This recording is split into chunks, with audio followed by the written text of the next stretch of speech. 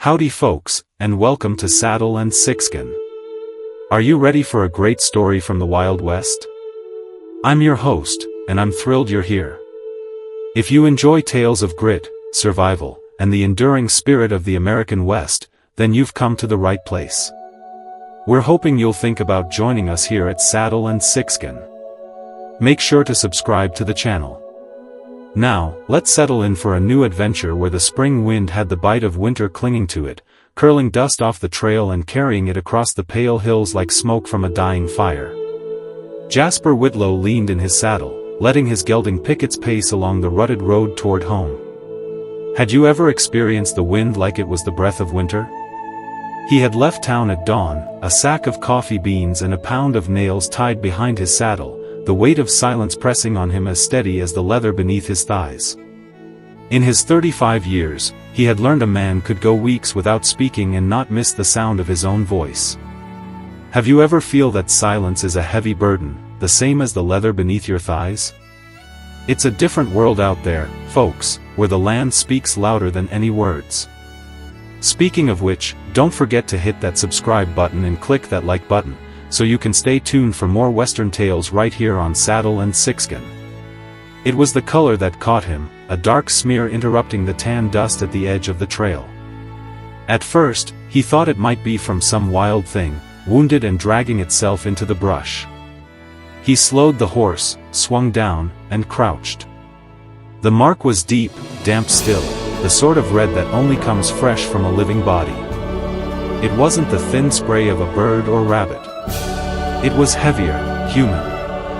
The track moved off the road, winding between mesquite and the bare skeletons of winter weeds. What would you do if you see the color of red in the edge of the trail? He touched the blood with 2 fingers. It clung thick, tacky in the cool air. He let the silence settle again, the sound of his breath loud in his ears before tying his horse to a low branch.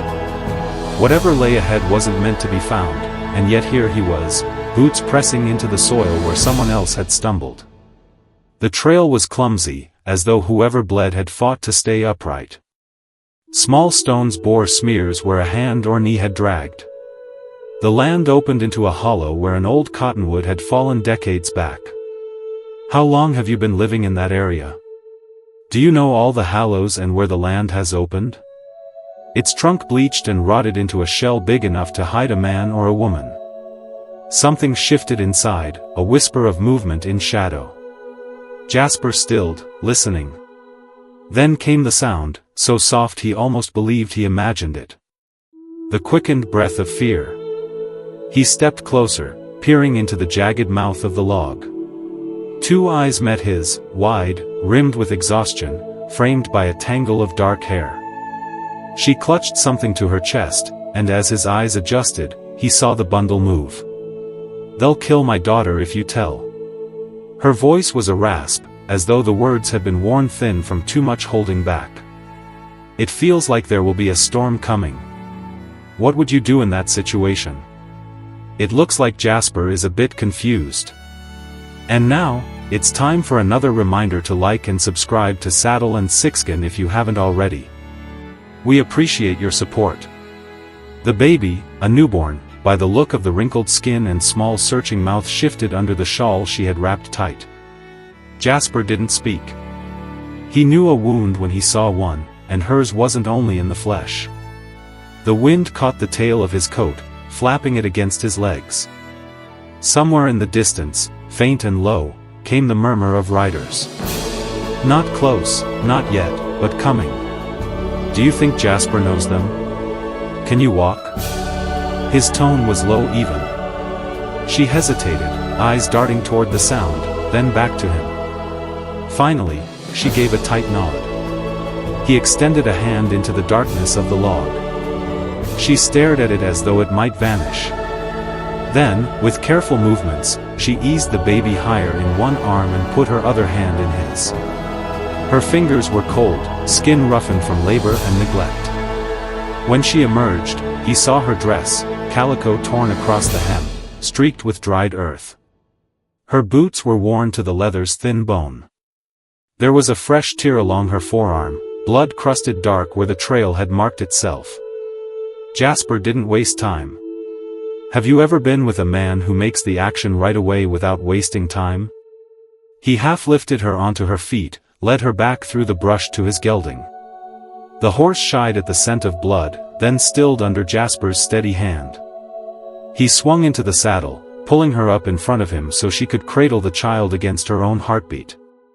They rode without speaking. The land passed slow beneath them. Sagebrush, rock, the shimmer of heat already building in the far valley, though spring had barely woken. Do you think they can be safe now? Her breathing stayed shallow, and every few minutes she glanced over her shoulder, as if the horizon itself might rear up and chase her. By the time Jasper's cabin came into view, the light had shifted toward evening. His land was plain, 2 rooms of rough boards, a lean-to for the horse, a yard fenced with rails he'd cut himself. Smoke rose from the small chimney where he banked the morning's fire before leaving. He slid down, lifted her gently from the saddle, and nodded toward the open door. Inside, the air smelled faintly of cedar and coffee. She stepped in like a trespasser, her shoulders tight, eyes moving over the space. What do you think will happen? The table, the narrow bed against the wall, the stove with its blackened pipe. He poured water from the jug into a tin cup and set it on the table without a word. She didn't drink right away, just stood there with the baby, rocking slightly, eyes far away. What's your name? He asked after a time. Her gaze flicked to his as though gauging the cost of telling. What could happen if you tell someone you do not know your name? Virginia. He waited, but she gave no surname. Jasper, he said simply, and left it at that. She took the cup then, sipping slow. The baby stirred, a small whimper that pulled her full attention back. It's amazing, isn't it, how quickly a newborn pulls your attention back, from the end of the horizon. She loosened the shawl just enough to look down, a flicker of something, love or sorrow softening her worn face. The riders passed sometime after dark. He heard them through the thin cabin walls, the clink of tack, the muttered curse carried on the wind. Virginia froze where she sat by the fire, clutching the child close. Jasper rose, moved to the door, and stood there until the sound faded. When he turned back, she was watching him.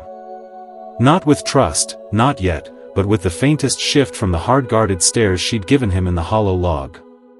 He banked the fire and unrolled a pallet for her near the stove, laying an extra blanket down without comment. He is a man that knows what to do. You can sleep, he said. I'll keep watch. Her lips parted as if to refuse, but then she closed them again. She eased down onto the pallet, settling the baby beside her. Jasper took the chair near the door, rifle across his knees, eyes on the dark beyond the threshold. The wind changed in the night, bringing with it the scent of rain. Somewhere out there, beyond the reach of his lamplight, the men who'd spilled that blood were riding, and they would not stop. It looks like they are going to have a difficult time for what is coming. Virginia didn't sleep much. He heard her shifting, heard the soft hum she made to soothe the child. Yet by dawn, when he rose to put coffee on the stove, she was watching him with a look he couldn't quite name. Part fear, part question, part the smallest spark of belief that maybe she'd chosen the right stranger to find her. The day began without more words between them. She took water to wash her hands and face, the steam from the basin curling in the cool air. He stepped outside to check the fence line, the sun breaking over the ridge and setting the world in gold.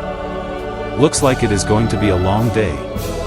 Behind him, through the open door, he heard the baby's cry lift into the morning, and under it, quieter, the sound of Virginia's voice, low and fierce, promising something he couldn't yet hear. He didn't know what had been done to her or who would come for her next. But as he turned back to the cabin, he saw her standing in the doorway, the child in her arms, framed by the light like a figure cut from some half-remembered dream. The look in her eyes told him one thing clear. Whatever danger she'd carried here was about to arrive. And when it did, it would arrive for them both. Morning settled over Jasper's land like a thin shawl, cool and bright. A soft mist clung to the grass beyond the fence line, and the creek sang somewhere out of sight. Virginia stood near the cabin door, holding Asa close while her eyes wandered over the unfamiliar stretch of earth. The baby's head rested against her collarbone, tiny breaths warming her skin, and her bare toes shifted against the smooth floorboards as though ready to bolt at the smallest sound. Jasper had been up before the sun, splitting kindling in the yard. Looks like Jasper is going to take care of the land. The measured rhythm of the axe against the block carried into the cabin, steady as a heartbeat. Virginia watched him through the open doorframe, noting how he moved, deliberate, economical, with none of the swagger she'd known in other men. The early light caught in the sweat along his brow, tracing the lines of a face shaped by long seasons alone. What do you think that Virginia is seeing in Jasper's face? When he came in, he carried 2 armfuls of wood to the stove, setting them down without comment. She stepped aside, instinctively, keeping the child turned away, but he made no move toward her or the baby. Instead, he poured water into the coffee pot, the scent rising to fill the small space. "You'll need breakfast," he said finally, his voice like gravel shifted in a pan. "I can make it," she replied, surprising herself. He didn't object, only stepped back from the stove. "Has that ever happened to you that you want to help the one who is helping you?" She laid Asa in the cradle he'd fashioned from a crate the night before, lining it with an extra blanket. The child fussed once, then stilled.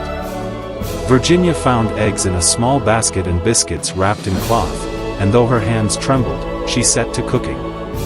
The warmth from the stove eased some of the stiffness in her shoulders. They ate without ceremony. Jasper's chair scraped softly on the floor as he sat. And for a long while, only the crackle of the stove and the muffled sound of Asa's breathing filled the room. "What do you think about the breakfast prepared by Virginia?" When Virginia did glance up, she found him watching her. Not with curiosity exactly, but with the patience of someone waiting for the weather to decide. "Clint Harrow won't give up easy," she said at last, the name tasting bitter on her tongue. Jasper took a slow sip of coffee. "He your kin?" "My late husband's brother." She set her fork down, the metal clinking against the tin plate. "He said Asa belonged to him now." "Sounds like a problem to me." "Called her payment for debts." Jasper's eyes didn't change, but something in his jaw tightened. "You ran." "I didn't see another way." Her voice thinned. "The law won't cross him. Too many owe him. Too many fear him. The sheriff pretends he can't hear when Clint's name comes up." Jasper nodded once, as if confirming something he already suspected. Outside, the wind pressed against the cabin walls, carrying with it the faint rattle of dry branches. The rest of the morning passed in a cautious rhythm. Jasper worked the corral, repairing a length of fence where winter had warped the rails. "What do you think of the sheriff? Do you think that is a problem?" Virginia washed a few dishes, her movements quiet and efficient. From time to time, Asa stirred, and Virginia would hum low under her breath, a sound like river water over stones. In the afternoon, Jasper saddled his horse. "I need to go into town," he said. "You stay here. Keep the door barred." Her eyes flicked to the rifle resting in the corner. He noticed. "You know how to use one?" "My father taught me before." She stopped, then nodded. "Yes." He left her with a brief nod. She stood at the window long after he disappeared into the ridge trail, her fingers brushing Asa's cheek as if to anchor herself to something real. The cabin felt too still without him. Shadows leaned long across the floor as the sun lowered, and each creak of the wood seemed to speak in warning. When the crunch of hooves finally sounded outside, her breath caught until she heard the steady dismount, the familiar step. "Seems like Jasper is coming." Jasper pushed the door open, bringing the cool scent of evening in with him. His gaze swept over her quickly, as if checking she was whole before he set a small parcel on the table. Inside was a length of soft cloth the color of dawn, fine enough for swaddling. "For Asa," he said. She smoothed the fabric between her fingers. You didn't have to. Didn't seem right she should sleep in an old blanket forever. He busied himself with removing his coat, but the corner of his mouth tugged, just barely, as she wrapped Asa in the cloth. That night, while the fire burned low, she told him pieces of the weeks before he'd found her. How Clint's visits grew sharper after her husband's death, his demands shifting from coin to her presence. How she tried to refuse quietly, hoping to go unnoticed, and how the refusal had ended in the hollow log. Do you think Jasper knows that Virginia is telling him the truth? Jasper listened without interruption, his gaze fixed on the flames. When she fell silent, the only sound was the pop of the cedar. You're not going back, he said finally. It wasn't a question. She studied him for a long moment. Then what happens when he comes here? His answer was a steady look that held no hint of retreat. She felt it in her chest, an unfamiliar steadiness, dangerous in how much she wanted to believe it. The days began to settle into a pattern. Virginia mended Jasper's shirts by the fire, her needle moving in small, sure arcs. He taught her the lay of the land, the quickest way to the creek, the rise that gave the best view of the valley, the trapdoor under the floor where he kept his winter stores. It looks like they are forming a relationship.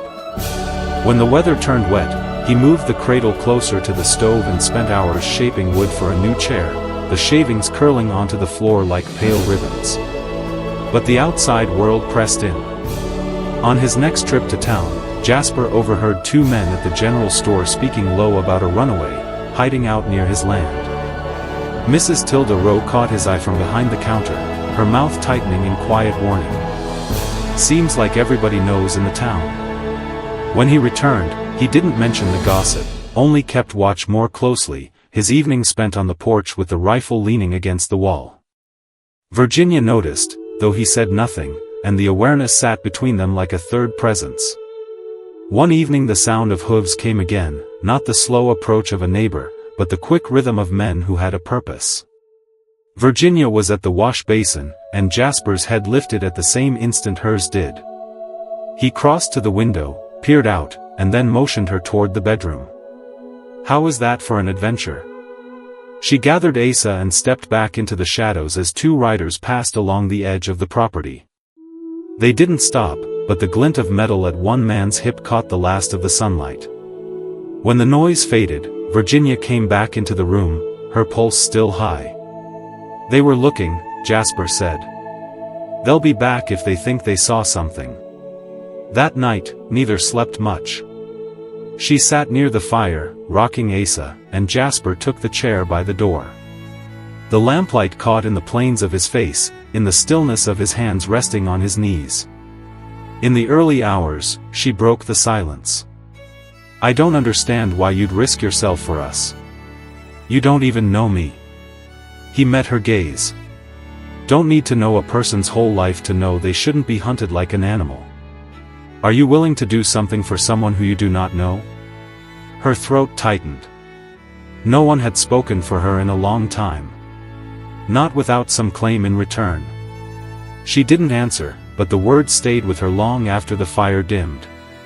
The next day was sharp with wind, the sky clear enough to see the far ridges. Virginia helped with chores, carrying feed to the barn, while Asa slept in the cradle by the open door. Looks like it is going to be a rough day. She caught Jasper watching her once, not with suspicion, but with the quiet measure of a man noting how someone fit into a place. By late afternoon, a thin ribbon of dust rose on the horizon. She froze, the pail of feed heavy in her hands. Jasper followed her gaze, his own narrowing. That's them, he said. Her grip on the pail's handle tightened. What will you do? He took the pail from her and set it down, his voice low. Now she really knows who Jasper is. Whatever's needed. The wind carried the faint sound of hooves. Closer now, deliberate. Virginia stepped back toward the cabin, every part of her wanting to run and yet rooted by the sight of Jasper standing in the yard, shoulders squared against whatever might crest that rise. She reached the doorway, the baby's soft breath against her neck, and turned once more to look at him. What would be in that moment for Virginia? He hadn't moved, his hand resting near the rifle at his side, eyes fixed on the trail.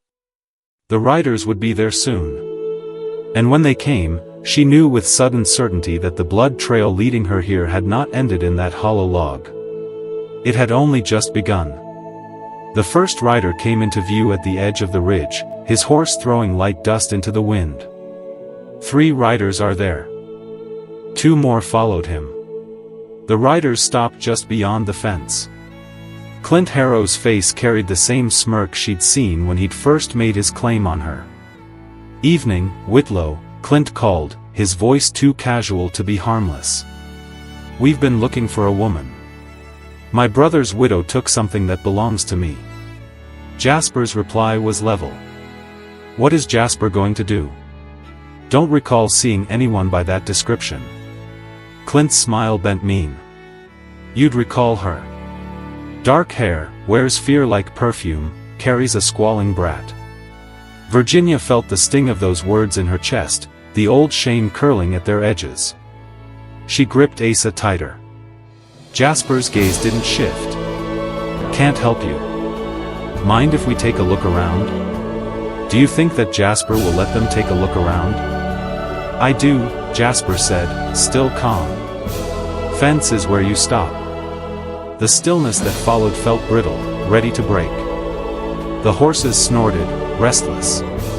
Clint studied Jasper, perhaps weighing whether to press the moment or leave it hanging for another day.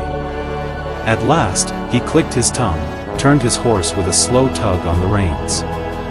"We'll talk again, Whitlow," he said, voice dropping to something darker. "Soon." "What do you think they are going to talk about?" They rode off toward the east, the dust of their passing settling over the fence line like a threat. Jasper didn't move until they were gone from sight, then turned to see Virginia still in the doorway, her face pale but unflinching. "You'd have shot him," she said quietly. "If I had to." "And if you had?" He didn't answer, only walked past her into the cabin, the tension in his body trailing after him like smoke. "Do you think that Jasper would have the strength to shoot him?" For the next 2 days, the air between them was filled with things unsaid. She mended his work gloves without asking, and he brought back a sack of flour from the barn without being told they were low. But every sound from beyond the yard, every distant hoofbeat, drew their eyes to the door. It was on the 3rd day that Mrs. Tilda Rowe arrived. She came on foot, a shawl wrapped tight, carrying a small basket of bread and dried apples. Virginia felt a rush of warmth at the sight of her, though they'd never spoken more than a handful of words. "Thought you might need this," Tilda said, glancing between the two of them. Her voice was low when she added, "They're talking in town. Clint says you're hiding her. Says the child's his by rights." Virginia's throat tightened, but Tilda's gaze was steady, not accusing. "Not everyone believes him," she said. "But be careful. He's hiring men who've done worse for less." Jasper took the basket. "Thank you." When Tilda left, the wind carried her footsteps down the trail until they vanished into the rustle of grass. Virginia turned to Jasper. "She believes him. She came to warn us," he said. "That's what matters. What kind of plan do you think they have?" That night, the air turned sharp with the smell of rain. A storm built over the ridge, low thunder muttering its way closer. Jasper moved Asa's cradle away from the draft under the window, while Virginia gathered extra wood for the stove. The first strike of lightning lit the inside of the cabin, white and sudden, followed by a crack of thunder that rattled the boards. Asa whimpered, and Virginia gathered her close. "You've lived alone a long time," she said into the hush between thunder. Jasper glanced up from the fire, long enough to forget what it's like not to. She smoothed a hand over Asa's back. "Do you regret finding us?" "No," the answer came without hesitation. "Do you regret being found?" Her eyes lifted to his, the fire light making his gaze warmer than she'd expected. "What are they feeling in that moment?" "No," she said, almost a whisper. For a moment, the storm's noise seemed to fade. The rain came in steady sheets after that, hammering the roof, and they sat in companionable silence, the kind that asks nothing but presence. The morning after the storm broke clean and bright, puddles glistened in the ruts, and the air smelled washed. Jasper saddled his horse to check the far pasture, and Virginia walked with him as far as the gate, Asa in her arms. "You don't have to," he said when she reached to open the latch for him. "I know," she held the gate anyway. It was late afternoon when he returned, but he wasn't alone. A figure rode beside him. Sheriff Amos Greeley, his badge catching the sun. "It's the sheriff." "Ma'am," the sheriff greeted her with a nod as he dismounted. "Need a word with you both." Inside, he stood by the table, hat in hand. "Clint Harrow's been in my office twice this week," he said. "Says you took something from him. I'm not saying I believe him, but he's got men on his side and they're getting restless. Do you think that the sheriff is in trouble?" Virginia's voice was quiet but firm. "That something is my daughter." "I know," Amos said. "But I need you to understand. If Clint pushes this into the street, I can't stop what'll come of it." Jasper's jaw worked. "You here to tell us to give her up?" "I'm here to tell you to be ready for anything. Looks like the sheriff is going to do a big role for Virginia." The sheriff set his hat back on, his eyes heavy with the weight of what he didn't say. "Stay sharp, Whitlow." When he was gone, Virginia stood with her back to the wall, her arms tight around Asa. "They'll come again." "Yes," Jasper said. "And when they do, we'll be ready." Over the next days, readiness became their shared language. Jasper showed her how to work the latch on the trapdoor under the floor, where she could hide with Asa if men came when he wasn't near. She learned the weight of his spare revolver in her hand, how to check the chamber by feel alone. Yet, even with the threat pressing close, small things began to root between them. In the mornings, she'd find the water jug full before she rose. Small things but important details. He noticed when she favored her left side and quietly took over the heavier chores. They didn't speak of these acts, but each one stitched them closer. On a soft evening, as the sun melted into the horizon, Virginia sat on the porch steps with Asa, showing the baby her fingers in the fading light. Jasper joined her without a word, sitting a step lower. "What do you think will be in the future for both of them?" "She likes the sound of your voice," Virginia said after a while. "Doesn't cry when I hold her," Jasper replied. "She doesn't cry when she's safe," Virginia said, and her eyes met his for a beat longer than before. The sound of hoofbeats shattered the moment. They came fast this time, not the measured approach of intimidation, but the pounding urgency of a strike. Jasper was on his feet in an instant, reaching for the rifle by the door. 3 riders broke into the yard. Clint in the lead, his face tight with something sharper than arrogance. His men flanked him, guns already visible at their hips. Virginia stood, clutching Asa. "Oh, no. I wonder what Jasper will do." The air between the cabin and the horses felt charged, as if the world had narrowed to this one line that could not be crossed without blood. Jasper stepped forward, placing himself squarely between them and the doorway. Clint's horse shifted, its hooves digging into the dirt. "You've had your time to think, Whitlow," Clint called. "Hand her over and we walk away." Jasper's voice was steady. "No. What do you think?" The pause that followed was heavy as the lowering sun. One of Clint's men moved his hand toward his gun belt. Jasper's own hand tightened on the rifle. Virginia's heart pounded so hard she thought Clint might hear it from his saddle. Asa whimpered, a small human sound against the tension. "Is there more?" Clint's eyes slid to her then, and the smile he gave was colder than any threat. "Then we'll take her." The yard felt smaller with the 3 horses crowding it. Clint sat high in his saddle, shoulders loose, but his eyes carried the gleam of a man who thought the outcome was already written. Virginia felt her nails dig into the fabric of Asa's swaddle. Jasper's answer came without pause. She's not yours. Clint's smirk twitched into something harder. You think you're the first man to tell me no? Jasper didn't move. You want to try? Then step down and do it like a man, but you're not taking her. The man on Clint's right nudged his horse forward, fingers brushing the butt of his pistol. Things are getting a little heated up. The world narrowed for Virginia into the sound of leather creaking, the subtle shift of Jasper's stance, the blood beat in her own ears. It happened fast. The rider's hand cleared his holster, but Jasper's rifle came up smooth as a breath. The crack of the shot rolling off the hills like thunder.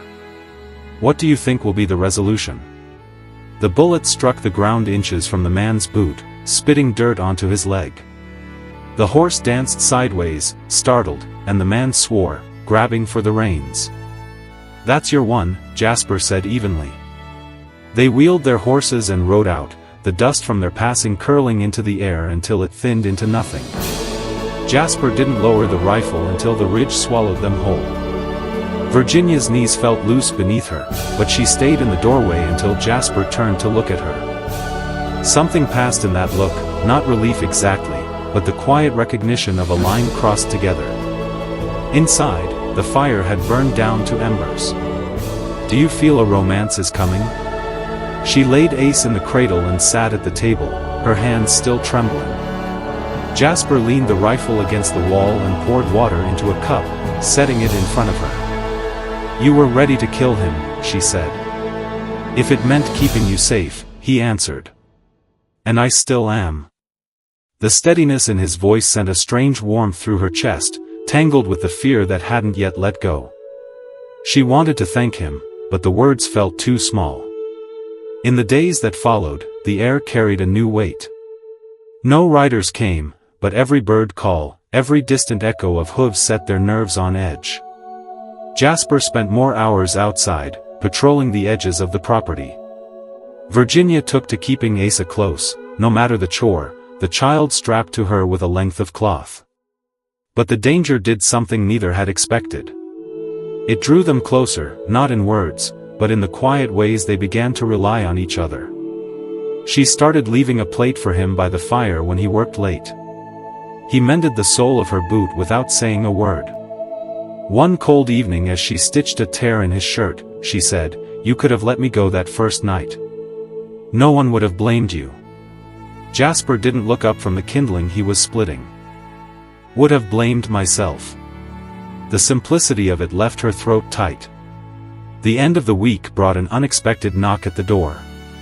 Jasper answered with his hand near the rifle, but it was Mrs. Tilda Rowe again, her cheeks flushed from the wind.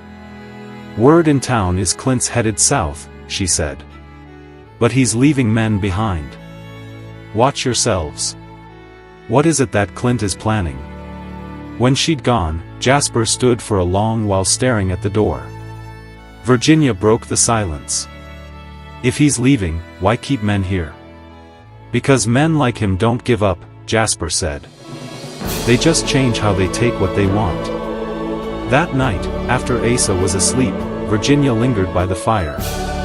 The shadows drew through Jasper's face into sharp planes, his eyes catching the light like flint. She stepped closer. "What happens when they come again?" He met her gaze. "Then we end it." The wind outside moaned against the cabin walls. She thought of the hollow log, of the blood trail, of the man who'd pulled her from the dark without asking for anything, and she thought of Clint's eyes when he'd looked at her in the yard. She knew then there could be no going back, no middle ground. The next afternoon brought the test.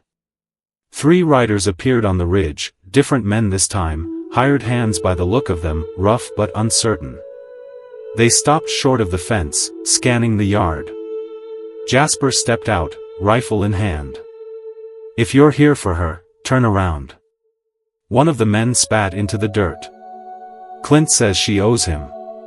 Says you're keeping his property. Sounds like Clint sent some thugs, eh?" "She's not property." The man laughed, a short ugly sound. "Everything's property if you want it bad enough." Virginia stood in the doorway, Asa in her arms, and felt the old anger rise, a heat she'd smothered for too long. "Tell Clint," she called out, her voice steady despite the pounding in her chest, "that if he wants me, he can come himself." "What is going to happen?" The men exchanged glances, then turned their horses without another word. Dust trailed them like a retreating tide. Jasper looked at her, something unreadable in his expression. "That was a risk," he said. "So is breathing," she replied. That night, there was no talk of what might come next. They moved around each other in the small space, the rhythm of their steps almost in sync. What will happen in the future? When she passed him by the stove, her hand brushed his arm, light but deliberate.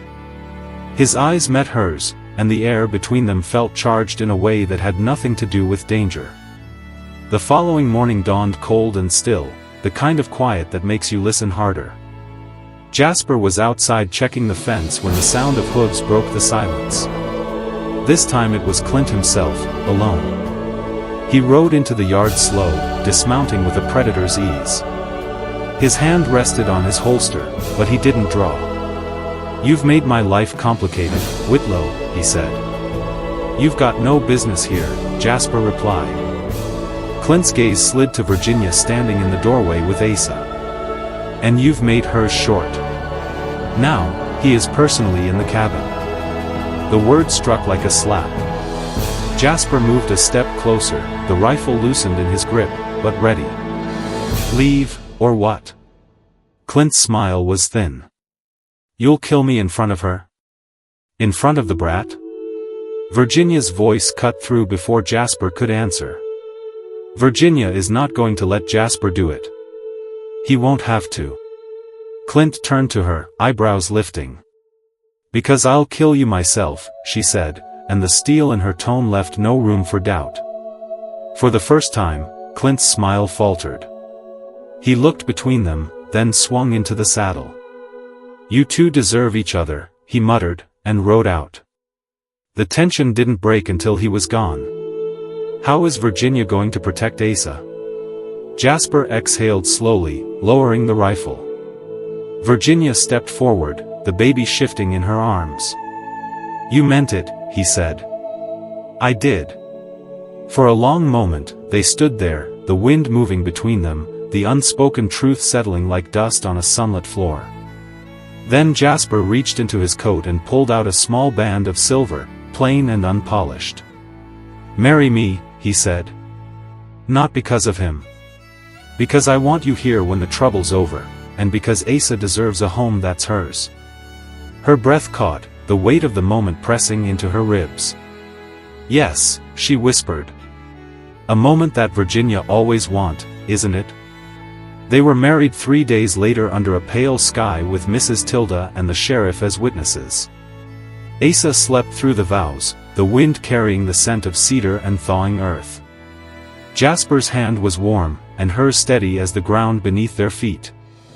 And now, if you are thinking this is the end, there is more. Make sure to like and subscribe to our YouTube channel, Saddle and Sixskin. You will get more of this. That night, with the fire low and the cabin quiet, Virginia looked around the small space and felt, for the first time in months, that she belonged to herself again. Jasper watched her, a faint smile touching his mouth. "Clint's not gone for good," she said. "No," Jasper agreed. "But neither are we. Looks like more adventures are coming." Well, there you have it, folks. Another thrilling tale from the Old West. We hope you enjoyed Saddle and Sixskin, and we can't wait to share more stories with you. Remember to like and subscribe so you won't miss a single episode. Thanks for watching, and we'll see you on the next ride.